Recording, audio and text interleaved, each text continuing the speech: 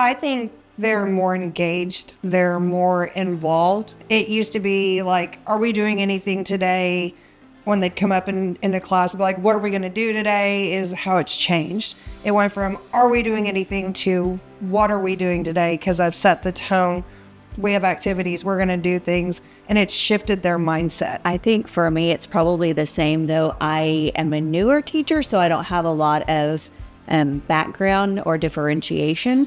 I just know that, like, for my first year, which was last year teaching, the approach that I use is completely different, and I can see the differences in how the students respond to the lesson, and they want to have more of those strategies. Like she said there, what are we doing today? What do we get to do today? Rather than, are we doing anything? That exasperated tone. So that's the way that I've seen it change very quickly for me.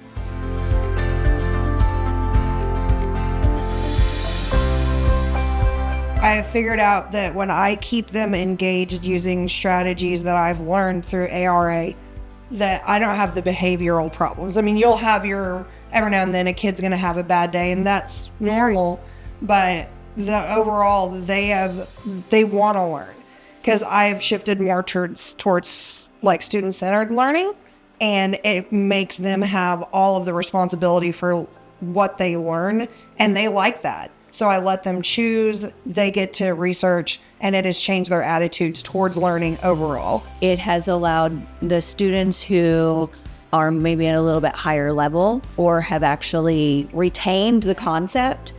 I see them helping those who haven't. And so they're able to apply it, and it gives them a sense of purpose as well. And I feel like the students receiving the mentee feel less threatened because it's a peer and not a teacher. I see them accepting the help a little bit more freely. I am an alternatively certified teacher. My degree is business administration, so I came from the banking industry when I switched to become a teacher. So I didn't really have a set philosophy, and I got really lucky. My first year teaching, I was able to join ARA, but my preconceived idea of what teaching was me reading from a book and talking at them, giving them a worksheet, having them fill it out, giving them a test, when reality is that's not how they learn. So I was really fortunate to get as a new teacher in ARA. So now my strategy is, what can I give them that is hands-on, that connects to the real world, that they can do to actually demonstrate that they understand it? Not just, do they memorize it and pass a test? Show me that you know how to do these things. So I think that's how it has evolved for me.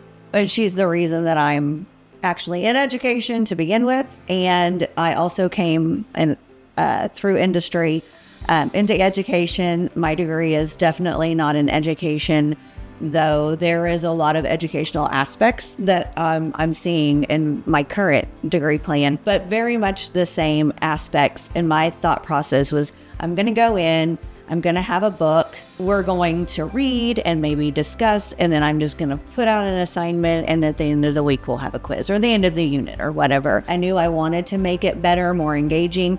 I just didn't know how. So Tara dragging me to the first ARA, the ILI, I think it was, completely changed everything for me. And then as we continued through the different workshops and learning about AI and having the opportunity to be able to learn about it responsibly and how to teach it responsibly, has continued to help me in my classroom this year. The kids are going to always push those boundaries, but they understand how to be more ethical in their use with it. I think my favorite is the 30-second expert. I've kind of modified it. Everybody in the class will get a different area that is pertaining to the entire subject we're learning about.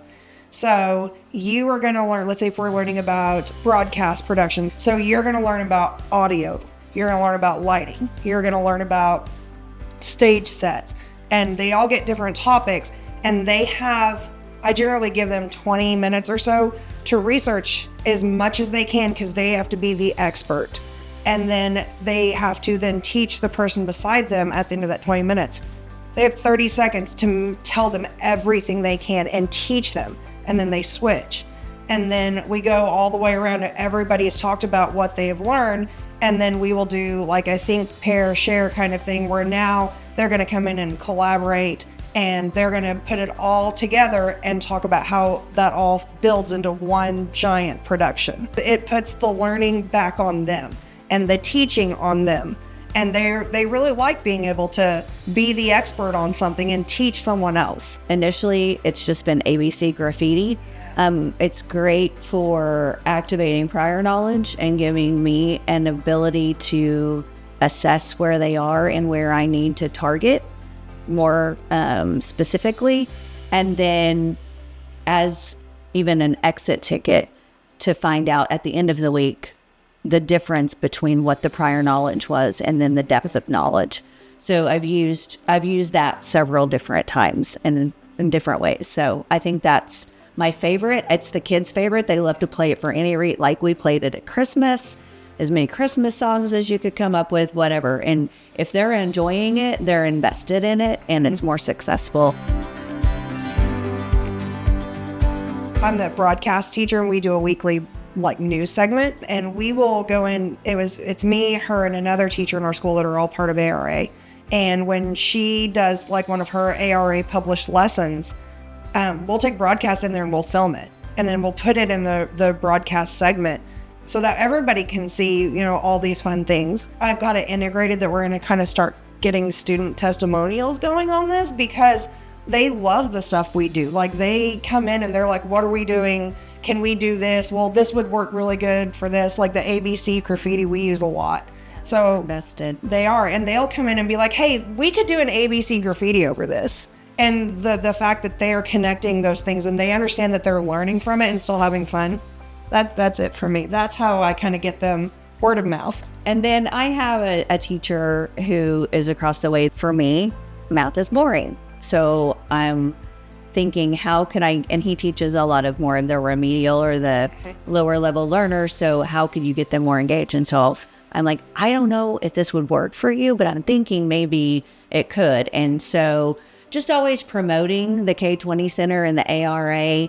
And I think just me saying, gosh, look at where I started with nothing and where I am today. And I couldn't have done any of this. Yeah. I mean, I probably could have, don't get me wrong, but I didn't have to.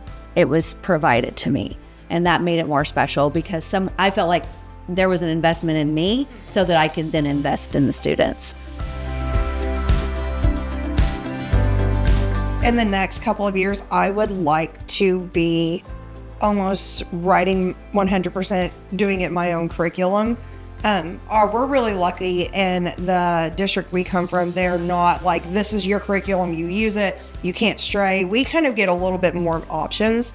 But I would really, really like to get more of the curriculum that I want and turn it into complete 5E lessons for the entire year. So that there's nothing that falls through the cracks. Everything that they need to learn, we have all of this activities and learning built in. That's kind of where I would like to be. It'll take me a while, but I'm probably going to get there. I've hopefully found the type of curriculum that I want to use to have my classroom more business or workplace simulated, where they come in, clock in. I want to tie it to the grade system. I don't have it all worked out yet, but when I do, I've already thought about some of the strategies that I've used thus far and how those could be integrated, like the 3-2-1 and the think, pair, share and things like that. So just because I have curriculum and it's full on simulations doesn't mean, it means I have more opportunities, I think, to be able to connect the strategies into that curriculum and in writing my own. As a new teacher coming in 4 years ago, this changed how I teach. I think it made me a better teacher. And when they open it up to, for the new grants coming in, when they open it up for not just core teachers, but to the extracurricular stuff, I would love to go through it again because every year I've gotten new things and learned more. Although I haven't had as much time or tenure in the program, it's kind of like the scaffolding approach with our students. Each time we come, we've built on more from what the previous topics were, and it allows us to then do that with our students. So yeah, bring us back. Here, elective teachers rock. Yes.